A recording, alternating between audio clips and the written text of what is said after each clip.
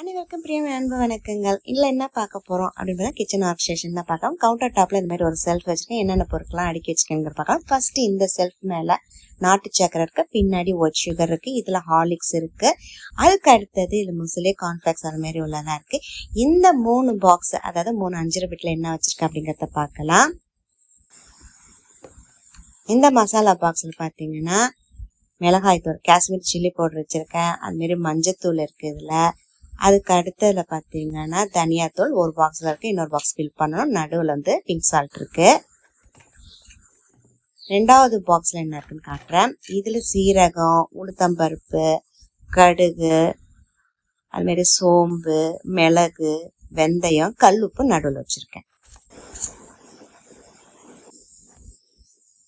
அடுத்தது கடைசியாக பார்த்தீங்கன்னா இதில் வந்து பட்டை கிராம்புலாம் இருக்கும் இல்லையா, அந்த ஜாமான்லாம் அதுக்குள்ளே இருக்குது. அடுத்தது இங்கே இதில் வந்து பார்த்தீங்கன்னா மிளகுத்தூள், சீரகத்தூள், அந்த மாதிரி தூளெல்லாம் இதில் வச்சுருக்கேன் நான். பக்கத்தில் இந்த பாக்ஸ்க்குள்ளே என்ன இருக்குது அப்படி பார்த்தீங்கன்னா அப்பளம்லாம் வந்து இதுக்குள்ளே வச்சுருக்கேன், ஸ்டோர் பண்ணி வச்சுருக்கேன்.